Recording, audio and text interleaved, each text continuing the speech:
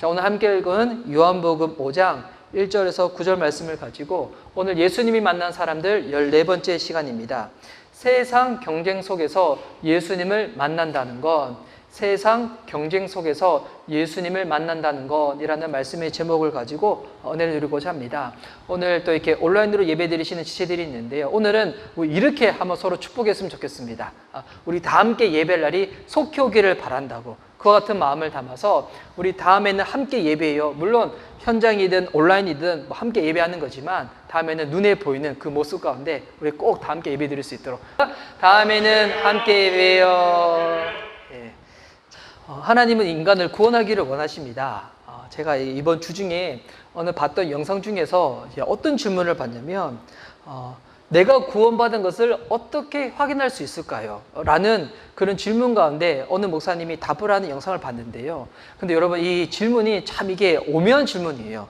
여러분, 이게 구원받았으면 어떻게 확인할까요? 이 질문이랑 우리가 어떻게 구원받을 수 있습니까? 여러분, 이 질문은 다르거든요. 근데 얼핏 들어보면 되게 비슷해 보이는데, 내가 구원받았으면 어떻게 확인할 수 있을까요? 요거랑 내가 어떻게 구원받나요? 이 부분은 다른 부분이에요. 여러분, 인간은 어떻게 구원을 받습니까? 우리 인간은 죄인이잖아요. 그래서 거룩하신 하나님 앞에 나갈 수가 없습니다. 근데 하나님은 우리 죄인을 구원하기를 원하시기 때문에 이 죄인이 그 어떤 방법을 썼더라도 하나님의 영광에 도달할 수 없으니 주님이 먼저 우리들에게 손을 내밀어 주시죠. 다리가 끊어지는데 그 강에 하나님께서 다리를 이으시는 겁니다. 그 다리가 누구인가? 바로 예수님이시죠. 그래서 예수님이 이 땅에 육신의 몸을 입고 오셔서 우리를 위하여 의가 충만하게 채워진 그 삶을 대신 사시고 십자가에 죽으시고 부활하심을 말미암아 저와 온 인류의 죄를 짊어지시고 그 죄의 대가를 치르신 거죠. 그리고 부활하심으로 말미암아 이 대가가 치러졌음을 이제는 증명을 하신 겁니다. 바로 예수님이 하나님의 아들이심이 증명이 되어진 거죠. 그래서 누구든지 예수 그리스도 그 이름을 믿으면 구원을 받는 것입니다. 여러분, 믿으시죠? 오늘도 혹 만약에 아직까지 구원을 받지 못하신 분들이 있다면, 여러분, 하나님의 이 구원은 주님께서 은혜로 우리들에게 허락하신 이 값진 영생의 선물입니다. 여러분, 믿음으로 취하시면 됩니다. 죄인임을 인정하시고 고백하시고 예수님이 내 죄를 위하여 십자가에 죽으시고 부활한 것을 믿으면 우리가 구원을 받는 겁니다. 그럼 중요한 거는 이렇게 구원을 받고 난 다음에 내가 진정 구원을 받았음을 어떻게 확인을 할 수가 있을까요? 여러분, 또 요거는 또 다른 부분이거든요. 성경에서는 뭐라 나와 있냐면, 우리가 구원을 받으면 구원받고 난 다음에 우리의 삶을 통하여 변화된 그 같은 모습을 보인다는 것입니다. 그래서 여러분, 그래서 이걸 잘 이해해야 될 것이 행위로 말미암아 구원을 받는 것이 아니라 하나님이 그 복음을 믿고 난 다음에 그 믿는 사람들은 그 삶을 통하여 그 달라진 모습들, 주님께서 허락하신 그 열매들이 맺어지게 된다는 거죠. 그래서 이 갈라디아서 이 5장 22절에 보면 성령의 열매라고 해가지고 9가지가 설명되어져 있어요. 사랑, 희락, 화평, 오래 참음, 자비, 양성, 충성, 옥류, 절제. 근데 이것을 보면 우리는 어떤 생각을 하냐면, 와, 이와 같은 모습이 내 삶 가운데 맺어져야 되는데 우리는 억지를 취하든지 아니면 노력을 해서 맺어지려고 하지만, 여러분, 이것이 어떻게 해서 맺어지는 걸까요? 성령의 열매는 노력해서 맺어지는 것이 아니라 예수님을 믿을 때, 이제 예수님이 내 안에 성령으로 거하신다, 함께 하신다, 사신다, 이것을 믿을 때 우리라는 삶을 통하여 그 열매들이 자연스럽게 저절로 맺어지게 된다는 것입니다. 억지로 노력으로 맺어지는 것이 아니라 믿을 때 맺어지게 된다는 거예요.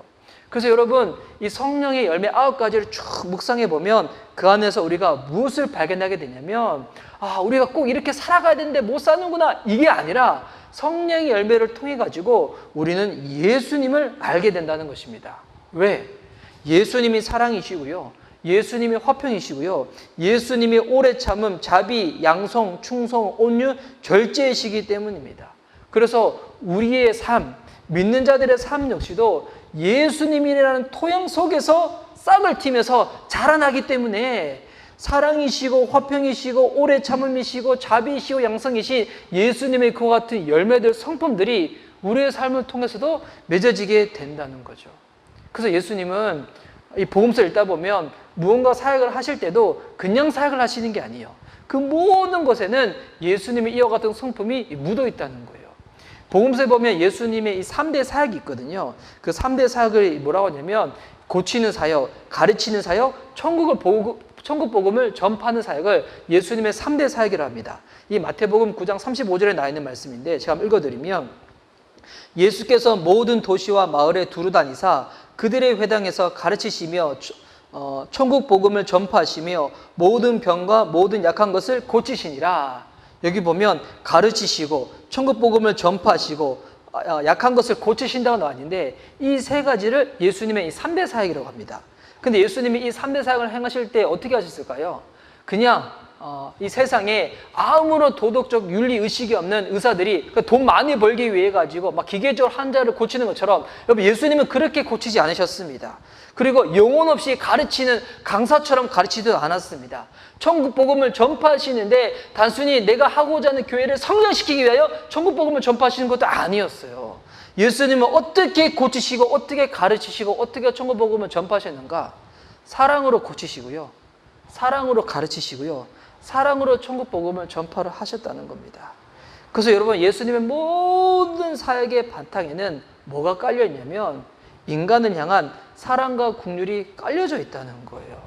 그래서 여러분 우리 안에도 그 사랑이 있고 그 긍휼이 있으면 우리가 어떻게 되어지는가? 단순히 도덕적으로 수준이 높아지고 고상해 주는구나 이게 아니라 내 안에 사랑이 많아지지 않아요? 내 안에 긍휼이 많아지지 않아요? 나는 사랑할 수 없는 존재인데 긍휼을 가질 수 없는 존재인데 예수님을 믿음으로 말미암아 내 안에 사랑이 맺혀지게 되고 긍휼이 맺혀지게 되었다. 그러면 그 안에서 뭐를 우리가 깨닫게 되냐면 우와 예수님을 더 깊이 알게 되는 거예요. 내 안에 이 열매를 허락하신 그 예수님을 더 깊이 경험하게 되는 거예요. 내 자랑하는 것이 아니라 예수님을 더 깊이 경험하면서 더 겸손한 모습으로 그렇게 살아가게 된다는 것입니다. 그래서 예수님은 이 사랑과 긍휼을 실천하기 위해서 발걸음을 옮기시는 거예요. 그리고 그 발걸음의 최종 목적지가 무엇인가? 사랑의 결정판, 긍휼의 끝판왕, 바로 십자가. 그것을 향하여 예수님은 복음서를 보면 쭉 발걸음을 옮기시고 계시다는 겁니다. 오늘도 예수님은 그 발걸음을 옮기시면서 어디로 옮기시고 계시는가? 바로 이 유대인의 명절에 지금 예수님께서 예루살렘에 들어가시는 거예요. 우리 5장 1절 말씀 보십시오. 그 후에 유대인의 명절이 되어 예수께서 예루살렘에 올라가시니라. 유대인들은 이 명절 때마다 예루살렘으로 올라가는데요. 특별히 이제 어떤 명절이었냐면 유월절, 초림절, 오순절 이 세 가지 절기는 예루살렘에서 대부분 지켰어요. 그래서 예수님도 아마 지금 유월절이나 초림절이나 오순절 이 명절을 맞이해가지고 지금 예루살렘으로 딱 들어가시는 겁니다. 근데 여러분 예루살렘에 들어갈 때는 지금 서울은 그렇지 않지만 옛날에 이 서울이 조선시대 때 한양일 때는 이 한양에도 보면 이렇게 동대문, 숭례문 이렇게 했던 것처럼 들어가는 문들이 있었잖아요. 그처럼 이 예루살렘에도 문들이 있었는데 그 들어가는 여러 가지 문 중에 하나가 뭐냐면 양문이 있었어요. 양문. 그러니까 양이 여기 동물 양을 말하는 거예요. 양문. 그런데 이 양문 곁에 뭐가 있냐면 여러분 2절 말씀 보십시오. 예루살렘에 있는 양문 곁에 히브리 말로 베데스다라 하는 못이 있는데 거기 행각 5이 있고 그 문 옆에 뭐가 있었냐면 베데스다라 하는 이 못이 있었다는 거예요. 그 못은 옆에는 이 행각이 5군데가 있었는데 근데 여러분 이 베데스다 이 못을 보면 여러분 이 베데스다라는 말의 뜻은 뭐냐면 자비의 못, 긍휼의 못 이런 뜻인데 근데 여러분 이게 곰곰이 묵상해 보면 이 안에서 뭐를 발견하게 됐는가? 세상의 축소판을 발견하게 되었어요. 어떤 세상의 축소판인가? 여러분 이러면 좋아. 자비래요. 긍휼이래요. 근데 실제로 이 주변에서 일어나는 모습들은 뭐냐면 여러분 3절 말씀 보십시오. 그 안에 많은 병자, 맹인, 다리 저는 사람, 혈기 많은 사람들이 누워 물의 움직임을 기다리니 4절 말씀입니다. 이는 천사가 가끔 못에 내려와 물을 움직이게 하는데 움직인 후에 먼저 들어가는 자는 어떤 병에 걸렸든지 낫게 되밀어라. 여기 보니까 이 주변에 이 못이 있고 주변에 행각들이 있었다 했잖아요. 근데 그 행각들에서 어떤 사람들이 있는가? 보니까 당시 의술로는 고칠 수 없는 수많은 병들자들이 거기 다 모여 있었다는 거예요. 병자, 맹인, 다리 저는 사람, 혈기 많은 사람들. 뭐 당시로도 그렇고 또 지금의 의술로도 그렇고 고칠 수 없는, 정말 어떻게 보면 이렇게 그 불치병을 앓고 있는 사람들이 그 주변에 쫙 모여 있었다는 거예요. 근데 이들이 왜 모여 있었냐면 당시에 이 베데스다 못에는 이 떠도는 소문이 있었어요. 어떤 사람은 이 소문을 전설이라 얘기할 수도 있어. 근데 이 전설이 이 소문일 수도 있어. 왜? 사실을 확인할 수가 없기 때문에. 근데 지금 보면 이게 과학적으로는 이제 간헐천이죠. 이 간헐천인데 일정한 주기로 뜨거운 물이나 수증기를 막 분출하는 온천들 있잖아요. 그래서 물이 어떻게 되면 위로 확 솟구치는 거예요. 그런데 당신이 이게 뭔지 모르니까 어떤 전설이 있냐면 이게 물이 막 솟구칠 때, 물이 막 흔들릴 때, 그때 이 흔들리는 이 연못에 제일 먼저 들어가는 사람은 어떤 병에 걸렸든지 낫게 된다는 거예요. 이와 같은 이 소문이 떠돌다 보니까 당시 예루살렘에서 아픈 사람들, 이 이스라엘 땅에서 아픈 사람들은 그 행각에 다 모여 있었다는 것입니다. 근데 안타까운 것은 뭐냐면 이것이 진짜인지 가짜인지 확인할 방법이 없는 거예요. 실제로 고침을 받은 사람들도 없어요. 본 적도 없어요. 그냥 떠도는 소문인데 그냥 그 소문이 그냥 파다하니까 그걸 믿고 그냥 살아가는 거예요. 여러분, 우리도 이제 살면서 그런 소문들을 들을 때가 있어요. 근데 그 소문 들으면 많은 사람이 생각 없이 그냥 그렇게 그게 진짜 있냐 생각 살아가거든요. 우리가 자라면서 이제 들었던 소문 중에서 그런 소문도 있죠. 공부 잘하면 잘 살 거라고. 여러분, 공부 잘하면 잘 사나요?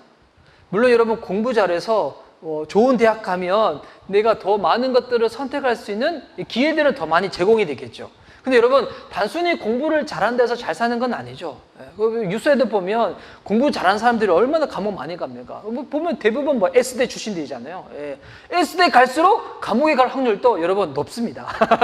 그렇다고 해서 다 감옥 간다는 건 아니지만, 여러분, 그래서 잘생기면 행복하나요? 잘생기면 행복하나요?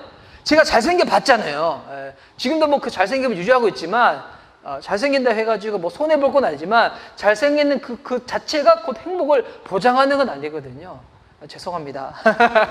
근데 이제 이 세상에는 그런 뜬 소문들이 많이 있어요. 돈 많으면 행복하다. 물론 여러분, 돈 많으면 내가 누리고 먹고 할 수 있는 것을 더 많이 할 수 있지만, 여러분, 좋은 침대를 산다 해가지고, 비싼 침대를 산다 해가지고 숙면을 보장되는 것이 아니잖아요. 넓은 아파트에 산다 해가지고 행복이 보장되는 건 아니잖아요. 그런 것들은 내가 사는 부분에서 더 많은 기회들을 제공해 줄 수는 있지만 그것 자체가 행복을 보장해 주는 것은 아니라는 거예요.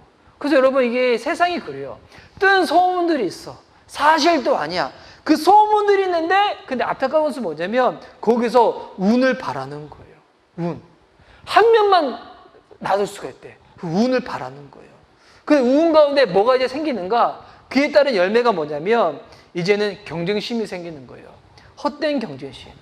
여러분, 기독교가 아닌 나머지 다른 종교들의 특징이 뭐냐면 행위로 말미암아 구원을 받는다고 자꾸 얘기하잖아요. 행위로 말미암아 구원을 받는다.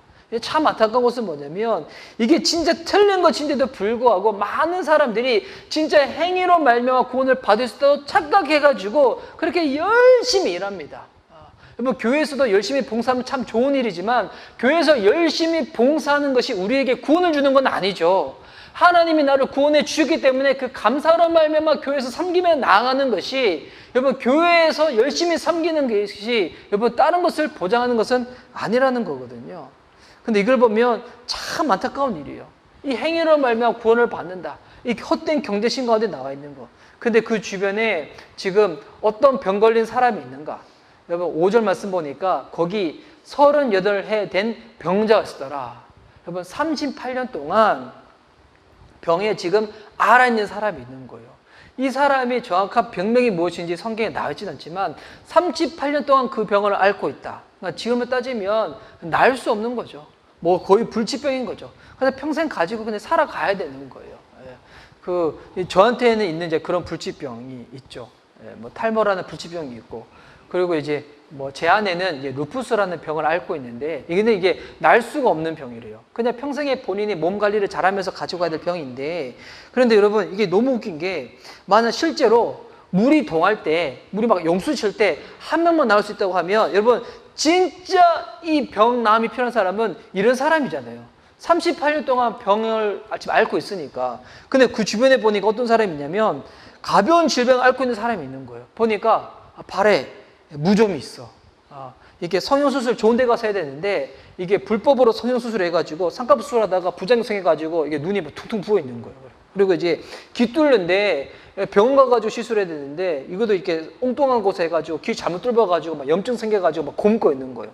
근데 만약에 물이 딱 통했다. 38년 동안 지금 병을 앓고 있는 사람은 지금 고동도 못 해가지고 막 있는데 누가 제일 빨리 물에 들어가겠어요? 네.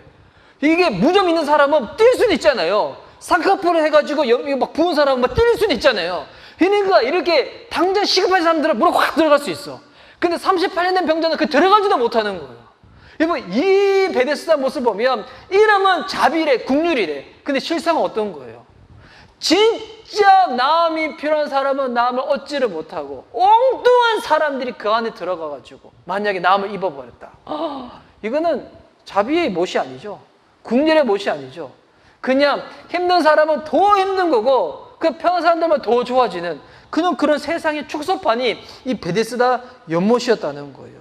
그런데 이 38년 된 병자가 오늘 누구를 만나는가? 지금 예수님을 만나는 거예요. 6절 말씀입니다.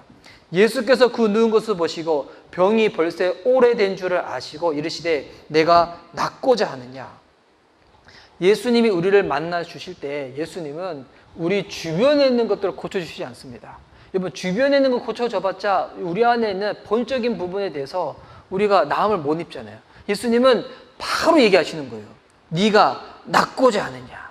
그러면 여러분 38년 동안 이 병이 앓았으면 뭐라고 대답해야 되겠어요? 내가 지금 낫기를 원한다고 이 얘기를 해야 되잖아요. 근데 이 병자는 어떻게 대답을 하는가? 7절 말씀인데요. 병자가 대답하되 주여 물이 움직일 때에 나를 못에 넣어준 사람이 없어 내가 가는 동안에 다른 사람이 먼저 내려가나이다. 이런 거예요.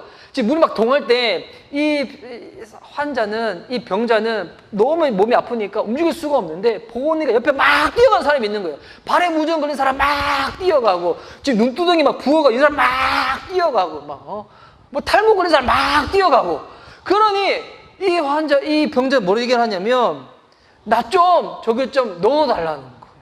넣어달라는 거. 그러니까 이 병자는 낫고 싶은데 날 수 있는 방법이 틀렸다는 거예요. 세상이 알려주는 방법, 좋은 말로는 전설일 수도 있겠죠. 뭐 전설, 소문, 유행비어 이런 것 가운데 지금 마음이 빼앗겨서 집착을 하고 있다는 거예요. 안타까운 일이죠. 안타까운 일. 우리가 주님께 구함에도 불구하고 어떨 때는 응답을 제대로 받지 못할 때가 있어요. 너무 웃기죠? 기도 응답을 해가지고 기도하면 주님이 응답해 주시는 것이 당연한 것인데 내가 기도한 것을 주님께서 고지고대로 안 주실 때가 있어요. 왜 그런 것인가? 잘못된 것을 구할 때 주님이 그렇게 응답해 주십니다. 여러분, 그때는 노가 하나님께서 우리에게 주시는 자비의 응답이죠. 엉뚱한 것을 구하는 거예요. 틀린 것을 구하는 거예요. 저희 사랑하는 저희 자녀들이 저희는 지금 용돈을 많이 주지는 않거든요. 뭐 필요할 때마다 가끔씩 주고 아니면 다른 분들이 주면 거기서 11조 띄고 뭐 감사원금 띄고 그러고 난 다음에 남은 거 좀 주고 그리고 조금만 주고 나머지는 다 은행에 집어넣어 버리고 막 이러거든요. 근데 이제 갑자기 이제 저희 주다가 저한테 와가지고 이렇게 하는 거예요. 아빠 막 탕자처럼 어차피 아빠가 평생에 저한테 줄 돈이 따지고 보면 이만큼 될 것 같은데 그냥 일시불로 한꺼번에 달라고. 그러면 앞으로 한 번도 이제는 아빠한테 구하지 않겠다고. 그러면 너 진짜 지혜롭다, 현명하다. 내가 일시불로 한꺼번에 줄 테니까 이걸 가지고 잘 살아봐 이럴까요? 제가 엄마를 부르겠죠. 그래서 엄마랑 조용하게 1대1로 상담을 하고 난 다음에 나오면서 눈이 빨개서 나오겠죠. 지혜를 깨달은 그 눈으로 빨개서 나오겠죠. 여러분, 이게 만약 자녀가 아무리 본인 입장에서 좋은 걸 하더라도 구하면 바로 줄까요? 아니죠. 우리가 왜 하나님께 구했음에도 불구하고 바로 응답받지 못하는 것이 있는가? 잘못된 것, 엉뚱한 것을 구하기 때문인 것입니다. 그런데 감사하게도 예수님은 어떻게 하시는가? 우리가 잘못된 것을 구한다고 할지라도 예수님은 우리에게 가장 필요한 것을 주신다는 거예요. 와, 할렐루야죠. 할렐루야. 그래서 예수님은 이 병자에게 뭐라고 대답하시는가? 8절 말씀입니다. 예수께서 이르시되 일어나 내 자리를 들고 걸어가라 하시니 여러분, 예수님은 그 자리를 들고 일어나 걸어가라는 거예요. 이거를 여러분 오늘 이어진 이 내용들을 보면 우리가 구원을 어떻게 해서 받을 수 있는지, 또 예수님은 어떤 분인지에 대해서 우리가 이 사건을 통해 우리가 알 수가 있어요. 그래서 오늘은 제가 평소에 이제 설교를 하고 또 예배 이후에 우리가 나눔을 할 때 여러분이 이렇게 뭐 나눔한 것을 잘 이렇게 하고 그러시잖아요. 근데 오늘은 이 친절한 상암 씨가 여러분이 잘 나눌 수 있도록 제가 정리해서 알려드릴 거예요. 그래서 오늘 이 본문을 통해 가지고 우리가 알 수 있는 어떻게 해서 우리가 구원을 얻을 수가 있는가, 그리고 예수님이 도대체 우리에게 알려주시고자 하는 메시지가 무엇인가, 제가 지금 5가지로 정리해서 알려드리려고 합니다. 먼저 첫 번째는 뭐냐면, 우리는 행위로 구원을 갈망하나 행위로는 구원을 얻을 수가 없다는 거예요. 여러분, 먼저 이 성경에 보면 구원이라는 단어는 영적인 구원뿐만이 아니라 복음서에 보면 이 구원이라는 단어가 어떤 오염에 처해 있는데 벗어나는 것도 여러분 구원이라고 설명을 하고 있어요. 그런데 예수님이 우리에게 주시는 구원은 단순히 그런 구원이 아니죠. 예수님의 구원은 전인격적인 구원입니다. 한 존재 자체가 여러분 이 어둠으로부터, 죄로부터 이 건짐을 받는 거거든요.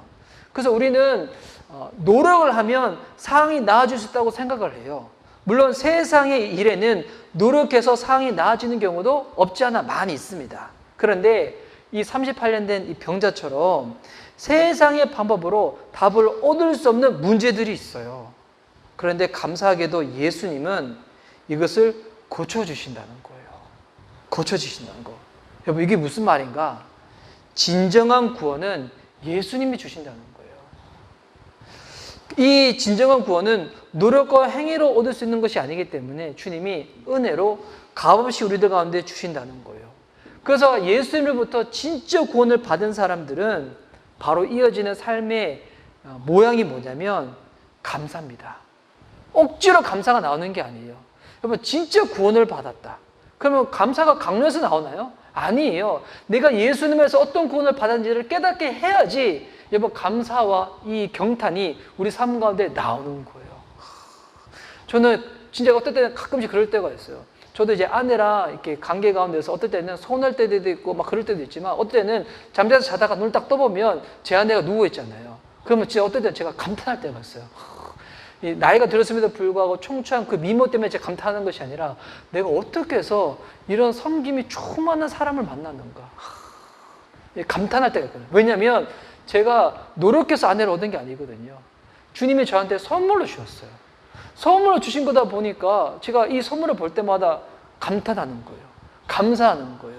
근데 이제 평소에 생활할 때 이것을 제가 고백하지 못해가지고 그런 것 뿐이지. 그래서 여기 있는 우리 미혼 청년분들도, 그리고 온라인 예배 드리시는 우리 지체분들도, 여러분 진짜 좋은 배우자는 하나님이 선물로 주십니다.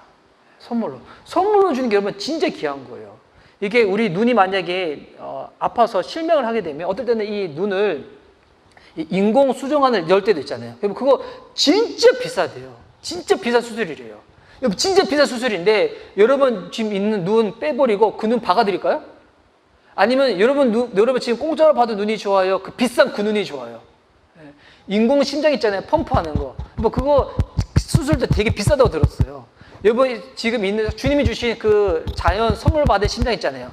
그거 띄고 인공 심장 집어넣어 드릴까요? 아니죠. 아무리 비싸도 여러분 제일 좋은 것은 뭐냐면 주님이 거저 주시는 그 선물이에요. 구원을 주님께서 우리에게 선물로 주신다는 겁니다. 그 선물을 받잖아요. 감탄하는 거예요. 감사하는 거예요. 와, 할렐루야. 저 아내 보면서 감사하겠습니다. 저희 자녀들을 보면서 경탄하겠습니다. 그리고 여러분 우리가 예배 드릴 때 함께 신앙생활 할 수 있는 여러분의 지체들, 여러분 얼마나 감사합니까? 주님이 함께 신앙생활 하면서 중보기도라고 선물로 부르셨잖아요. 여러분 저는 여러분의 선물입니다. 아껴주세요. 그리고 이 본문을 통해 우리가 알 수 있는 두 번째는 뭐냐면, 예수님은 우리의 아픔을 외면하시는 분이 아니시라는 거예요. 우리가 신앙생활 할 때 흔히 범하는 오류가 뭐냐면, 세상은 악하고 교회는 거룩하다, 이렇게 이분론으로 확 나눠버리는 거예요. 여러분 이게 되게 잘못된 건데, 이것으로 말미암아 일으키는 신앙의 오류와 문제가 정말 많이 있습니다. 이거 얘기하면 솔직히 따로 예배 시간 따로 설교편을 따로 해야 돼. 나중에 한번 기회 되면 그 따로 한번 나눌 수 있는 시간이 있으면 좋겠는데, 세상은 악하고 교회는 거룩하다. 그래서 세상 하는 일은 모두 다 악한 것이다. 안 좋은 것이다. 교회에서 하는 일만 거룩하고 좋은 일이다. 여러분 이렇게 돼가지고 파생되는 문제가 얼마나 많이 있습니까? 여러분 이에 대해서는 여러분 이렇게 생각해 보시면 돼요. 하나님은 교회는 사랑하시고 세상은 미워하실까요? 아니죠. 하나님은 교회도 사랑하시지만 세상도 사랑하십니다. 그래서 여러분 믿는 저와 여러분이 세상 속에 들어가서 복음으로 살면서 믿음으로 살면서 맺어지는 것이 뭐냐면 바로 그것이 하나님 나라예요. 하나님은 저와 여러분의 삶을 통하여 세상 가운데서 하나님 나라를 이루기를 원하시는 거예요. 여러분이 그래서 가지는 직업은 다르고 잘하는 것은 다르고 사는 삶의 영역은 다르지만 하나님 왜 각자 우리들 가운데 주시는 은사가 다르고 잘하는 것이 다르고 삶의 모양이 다르냐면 그 세상 안에 하나님 나라가 필요한 거거든요. 거기서 힘들고 어렵지만 복음으로 믿음으로 살아내라는 거예요. 복음으로 살아낼 때 시험도 당하고 어려움도 당할 때 그때는 또 함께 모여서 예배드리면서 주님 말씀으로부터 은혜를 공급받고 믿음으로 살겠노라고 다시금 결단하면서 세상으로 파송받아 나아가는 것입니다. 여러분 그래서 지금 이 얘기를 왜 하는가? 그래서 예수님은 교회 안에 있는 우리의 모습 가운데만 관심이 있는 것이 아니라 저와 여러분의 모든 삶에도 관심을 다 가지고 계시다는 거예요. 여러분이 하는 그 일, 여러분이 누구를 만나는가, 여러분이 어떤 어려움과 고민을 가지고 있는가, 영적인 것뿐만이 아니라 재정의 문제, 관계의 문제, 정신적인 문제, 죄의 문제, 이 모든 것 가운데 예수님은 관심을 가지고 계시다는 거예요. 또 예수님은 우리가 문제가 있을 때 그 문제를 풀 수 있는 답도 어떨 때는 직접 주시지만 어떨 때는 답을 직접 주시지 않을 때 어떻게 하는 것이 가장 옳은 방법인지 하나님의 지혜를 우리들 가운데 또 허락해 주신다는 거예요. 중요한 거는 여러분 구하시면 돼요. 주님의 지혜를 구하면 주님 어떻게 하시는가? 야고보서 말씀 보니까 후히 주실 뿐만 아니라 막 넘치도록 확확 주신다는 거예요. 그래서 우리 공부하는 우리 다음 세대를 위해서도 여러분 주님께 구하시기 바라요. 수학 문제 푸는데 잘 안 풀린다. 주님께 구하시기 바라요. 하나님 지혜를 주십시오. 지혜를 주십시오. 그럼 주님이 풀 수 있는 지혜를 주세요. 근데 지혜를 주시면 불구하고 수학 문제를 잘 못 푼다. 그러면 주님께서 그 길이 네 길이 아니다 라고 알려주시는 거예요. 다른 건 더 잘할 수 있는 길을 주님께서 이렇게 인도해 주시는 거예요. 여러분 다 공부 잘해서 다 서울대 가면 뭐 하겠어요. 예. 세상에는 공부 잘하는 사람도 필요하지만 음악 잘하는 사람도 필요하고 그리기를 잘하는 사람도 필요하고 요리를 잘하는 사람도 필요하고 여러 가지 다양한 사람들이 다 필요하다는 거예요. 주님은 우리의 아픔의 문제를 외면하신 분이 아니십니다. 그리고 세 번째, 우리에게 아무리 오래된 문제가 있다고 할지라도 예수님은 풀어주신다는 거예요. 여기 38년 된 병자, 여러분 38년 됐다. 여러분 이 정도면 세상은 이미 답이 없는 거예요. 세상 속에서는. 우리가 오래 묵어서 안 된다고 생각하는 것들이 있습니다. 근데 여러분 이게 우리 각자들에게도 있어요. 과거의 상처나 아픔으로 말미암아 가지고 자기 삶 가운데 모르게 생겨난 그와 같은 뭐 트라우마들 아니면 아픔들이 있는데 우리는 그거 안 된다고 생각할 때가 많이 있어요. 어쩔 수 없다. 평생에 나는 그렇게 뭐 생겨먹은 사람이기 때문에 그렇게 살아야 된다 생각하지만 아니에요. 그런 말미암아 여러분이 지금 가시가 찔려가지고 주님 앞에 더욱더 바른 모습으로 나가지 못하는 부분이라면 주님은 그 가시 뽑아주실 거예요. 내 안에는 그 상처의 문제 주님께서는 맑게 새살이 돋을 수 있도록 진짜 이 내 안의 피부처럼 주님 맑게 고쳐주신다는 거예요. 예수님에게 있어서는 그 문제가 얼마나 오래되었는가 이게 중요하지 않습니다. 그 문제를 가지고 예수님을 만나는 게 중요해요. 만나는 게. 여러분 오래된 문제와 아픔으로 인해 가지고 지금 힘들어하고 풀 수 없는 부분 가운데 넘어져 계신 분이 있다면 여러분 주님께 나아가시기 바랍니다. 주님이 가지고 있는 지식과 지혜와 능력은 저와 여러분의 생각과 상상을 초월한다는 거예요. 그분 앞에 가지고 나가기만 하면 된다는 거예요. 그리고 네 번째, 구원은 단순히 문제 하나가 고쳐지는 것이 아니라 완전히 새로워지는 겁니다. 주님이 이 병자한테 네가 나았다 이 얘기만 하시는 것이 아니라 뭐라고 말씀하시는가? 일어나 네 자리를 들고 걸어가라는 거예요. 딴 데로 가라는 거예요. 이 무슨 말일까요? 당시 이 베데스다 연못에 있었던 뜬 소문 때문에 인생 낭비하고 있는 그것 가운데 계속 있지 말고, 사회의 잘못된 시스템 가운데 묶여지 말고 말씀의 시스템으로 묶이라는 거예요. 은혜의 시스템, 하나님 나라의 시스템 속에서 살아가라는 거예요. 그래서 여러분, 이건 뭐냐면, 구원은 뭐냐면 단순히 내 안에는 문제 하나가 고쳐지는 것이 아니라 이거는 세계관이 달라지는 거예요. 가치가 달라지는 거예요. 그래서 삶이 달라지는 거예요. 경쟁에서 누군가 이기는 것이 전부라고 말하는 이 세상 속에서 그게 진짜 좋은 방식이 아니라고 주님이 알려주시는 거예요. 진짜 바른 방식은 내가 높아지는 것이 아니라 낮아지는 것이고, 내가 채워지는 것이 아니라 흘려보내는 것이라고 주님이 그렇게 알려주시는 거예요. 그래서 이 기독교가 참 역설적이죠. 섬김을 받는 것이 아니라 섬기는 것이 예수님의 삶이었고, 받는 것이 복된 것이 아니라 주는 것이 복된 것이라고 말씀하고 계시고, 무엇보다도 죽으면 산대요. 죽으면 산다고.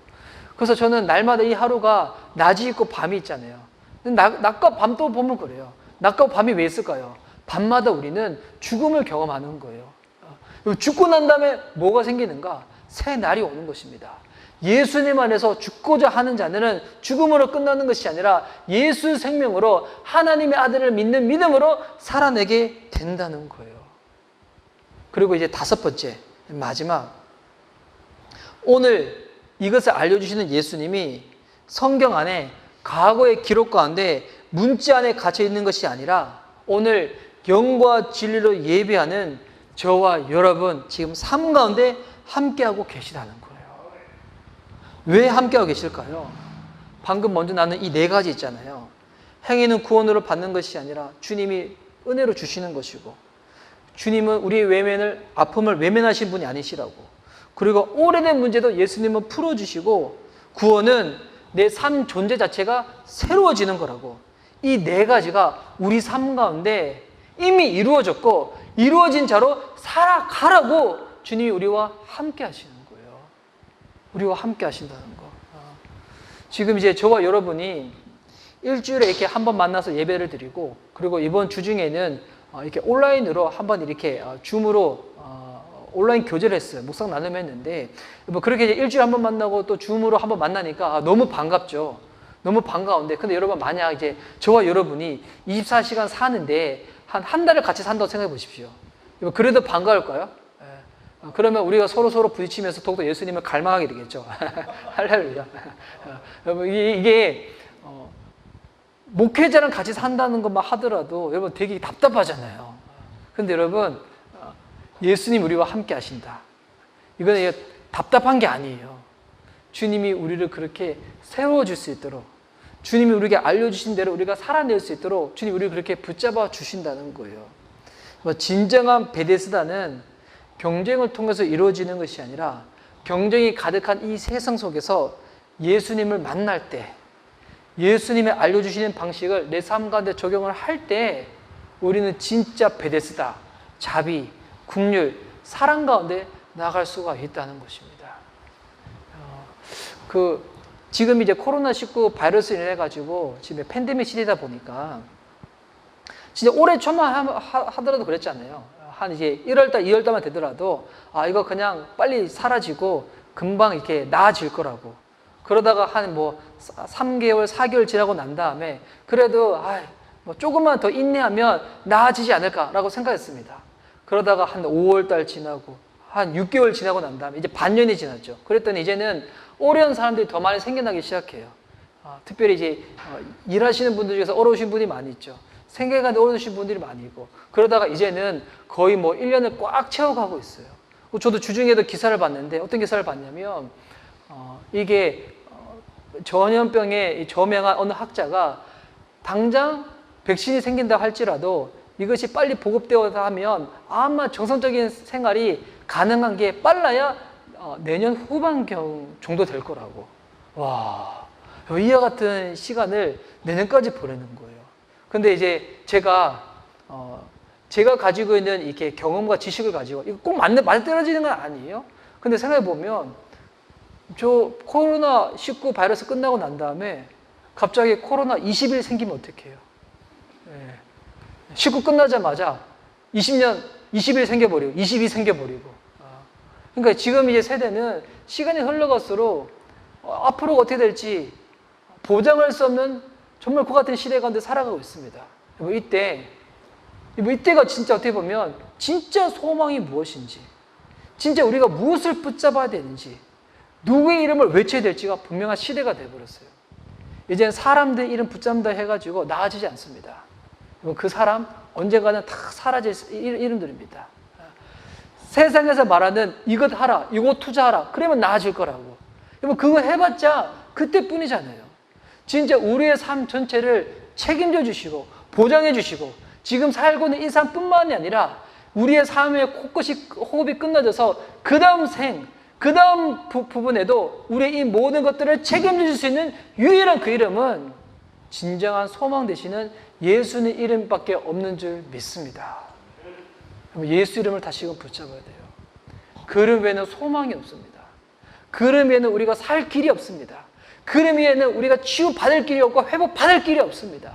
그래서 하나님은 저와 여러분을 통하여 세상 속에서 우리가 살면서 어렵지만 힘들지만 저항이 있지만 방해가 있지만 조롱이 있다고 할지라도 믿음으로 복음으로 꿋꿋이 살아있는 우리의 삶을 통하여 그 땅 가운데 주의 나라가 임하기를 원하신다는 것입니다. 그래서 주님이 우리에게 말씀하시는 거예요. 예수님의 이름이 소망이라면 이 땅 가운데 예수의 이름으로 살아가고 있는 저와 여러분이 진짜 이 하나님 나라의 소망된 자들이 아니겠습니까?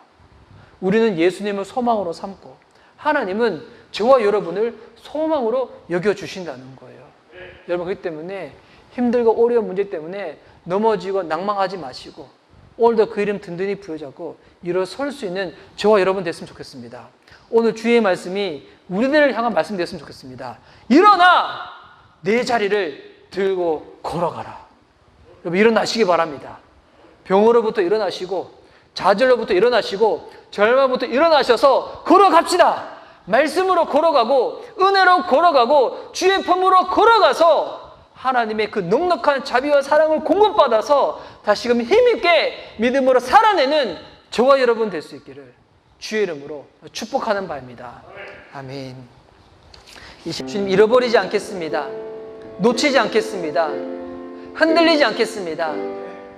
내 삶 가운데 가장 귀한 거 예수님이시라고, 그분을 알아가는 것이고 그분과 함께하는 것이고 그분으로 말미암아 내 삶이 채워지는 것이고 그 이름이 흘러가는 것, 하나님 그 삶을 다시금 믿음으로 살겠노라고 우리 한번 찬양으로 주님께 고백하며 나가도록 하겠습니다. 내 안에 가장 귀한 것 예수를 알미라.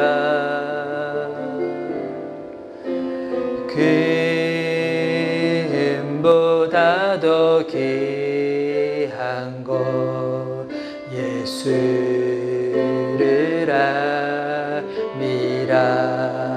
세상 그 어떤 것보다도 세상 지식보다 귀한 것 예수를 알미라.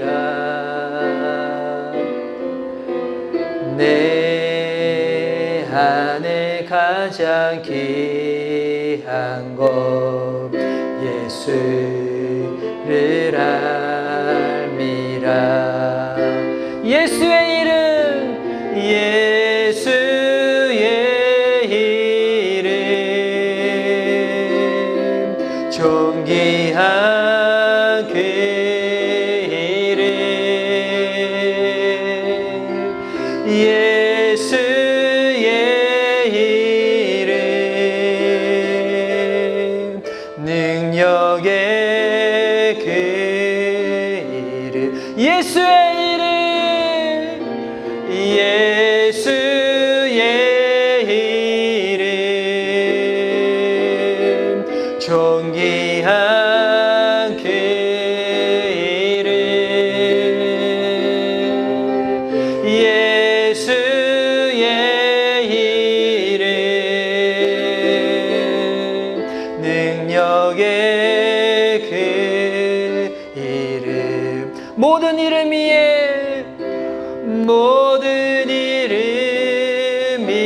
위에 뛰어난 예수, 생명 대신 예수. 모든 이름 위에 뛰어난, 모든 이름 위에 뛰어난 예수, 생명 대신 예수. 이 시간 우리 한번 예수님 외치며 우리 한번 소리내어 우리 한번 통성으로 기도하며 주 앞에 나가도록 하겠습니다. 예수님,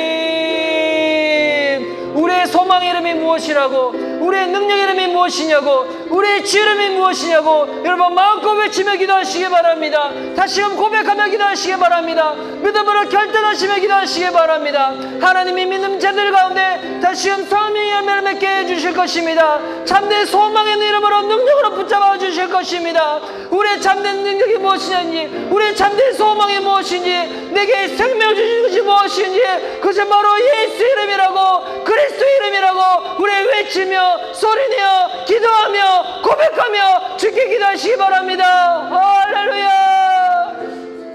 오 사랑하는 주님, 우리의 참된 소망 되신 예수 이름, 그를 붙잡고 나아갑니다. 다시금 예배를 통하여 우리 삶 가운데 찾아오신 예수님, 우리가 헛된 것들, 잘못된 것을 구하는 것이 아니라 네게 가장 필요한 것이 뭐냐고 주께서 말씀하실 때 주님 그것입니다. 네게 가장 필요한 거 예수 이름입니다. 예수의 능력입니다. 예수의 소망입니다. 하나님 다시금 그 소망 이름 부여잡고 일어나 걸어가겠습니다. 말씀으로 걸어가겠습니다. 은혜로 걸어가겠습니다. 좌절 가운데, 낙담 가운데, 상처 가운데, 과거 가운데 무너진 삶이 아니라 다시금 일어나서 주님이 알려주신 그 방향으로 걸어나 나아가겠습니다. 주님 우리 삶 가운데 다시금 소망을 회복시켜 주시옵소서, 생명을 회복시켜 주시옵소서. 우리의 참된 소망, 참된 생명 오직 예수 그리스도 그 십자가 복음 그 아래 놓여진 줄 믿습니다. 다시금 발견하는 시간 되게 하여 주시옵소서, 다시금 찾는 시간 되게 하여 주시옵소서, 다시금 붙잡는 시간 되게 하여 주시옵소서. 십자가 십자가 십자가 십자가 그 그늘 아래 내 소망이 있네. 십자가 십자가 그 그늘 아래 내 생명이 있네. 다시금 십자가로 걸어갑시다. 십자가 십자가 십자가 그 그늘 아래 내 소망 내 소망. 십자가 십자가 그 그늘 아래 내 생명이 있네. 이제 우리 하나마다 우리 중보하며 기도하며 나아갈 때 하나님 미션 리바이벌 우리 공동체를 통하여 우리 십자가에서 예수님의 소망, 예수님의 생명을 발견할 수 있는 공동체 될 수 있도록 하나님 우리 공동체 가운데 예수님의 십자가를 더욱더 우뚝 세워주시옵소서. 예수 이름이 주인 되게 하여 주시옵소서. 예수 이름으로 통치받게 하여 주옵소서. 오늘 예배드리는 모든 제들의 삶 가운데 그 소망이 넘칠지어다, 생명이 가득 찰지어다. 이를 위해서 우리 한번 예수님 외치며 기도하며 주께 나아갑니다. 예수님,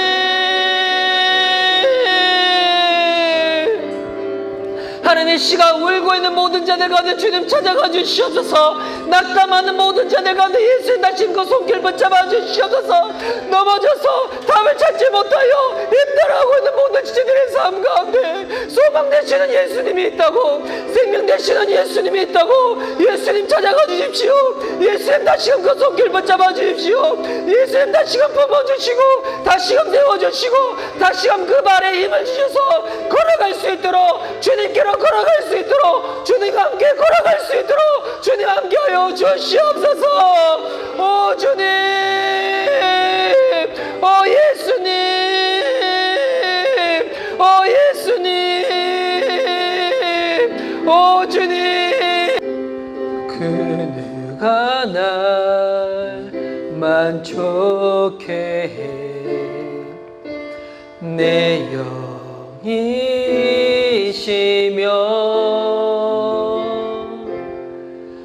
누굴 기다려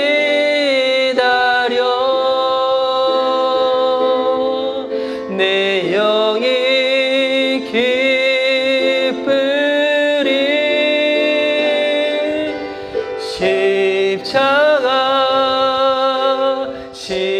십자가 그 그늘 아래 내 소망이 있네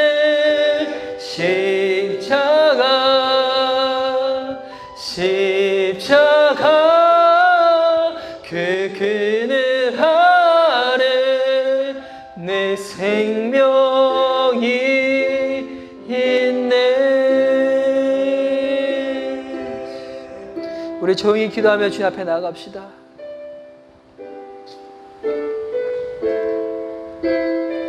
세상의 헛된 것 가운데 우리의 마음과 생각이 빼앗겨서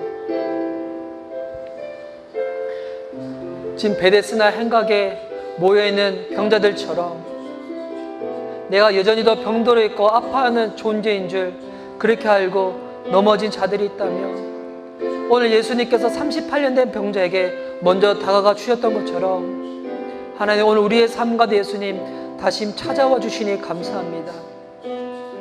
예수님 내 삶 가운데 가장 가까이 있는 그곳에 함께 하심에도 불구하고 우리는 38년 된 병자처럼 틀린 방법으로 잘못된 것을 구할 때가 있습니다. 그럼에도 불구하고 예수님은 우리를 더욱더 긍휼히 여겨주셔서 우리 삶 가운데 가장 필요한 그것을 허락해 주시고 구원해 주시니 감사합니다. 내가 낫고자 하느냐? 네가 진정 낫고자 하느냐? 네가 병으로부터 상처로부터 죄로부터 아픔으로부터 진정 낫고자 하느냐? 오늘 주님이 그렇게 물으실 때 주님 대답하겠습니다. 네 주님, 낫기를 원합니다. 회복되기를 원합니다. 치유되기를 원합니다. 새로워지기를 원합니다. 자리를 들고 걸어가라고 말씀하신 주님의 그 응답처럼 하나님, 세상이 헛된 것 가운데 놓여져 있던 내 자리를 들고 예수님께로 나아갑니다. 다시금 말씀 속으로 들어갑니다. 은혜의 삶으로 들어갑니다. 하나님 나라의 삶으로 들어갑니다. 주님의 이름으로 주님의 능력으로 우리를 다스려 주시옵시고 세상 속에서 살아가더라도 우리의 영적인 신분은 하늘 나라는 것을 잊지 아니하고 그 땅에서 하나님 나라를 이루어가는 자로 살아낼 수 있도록 주님 우리와 함께하여 주시옵소서. 더욱더 참된 소망으로 우리의 삶을 붙잡아 주시옵소서. 오늘 내 안에 다시금 우뚝 세웁니다. 예수님의 십자가를 우뚝 세우며 나아갑니다. 그 십자가를 보기만 보고 외치기만 외치더라도 진정한 구원을 얻을 수 있는 것처럼 우리의 삶을 통하여 예수 그리스도의 참된 소망이 이 땅 가운데 소개되어지고 흘러갈 수 있도록 주님 일하여 주시옵소서. 주님의 일하신 가운데 쓰임받은 저희들의 삶이 되어질 수 있도록 주님 함께하여 주시옵소서. 주님 이 시간 우리 준비한 예물, 준비된 영상과 함께 보며 올려드리며 나아갑니다. 드려진 예물들이 하나님 나라 확장과 예배를 드림에 있어서 귀하게 쓰임받을 수 있도록 함께하여 주시옵시고 또한 우리 보는 영상을 통해서도 진정한 행복은 어디서 발견할 수 있는지 다시금 우리 마음 가운데 새겨지는 시간 될 수 있도록 함께하여 주옵소서. 감사드리오며 살아계신 예수님의 이름으로 기도드립니다. 아멘.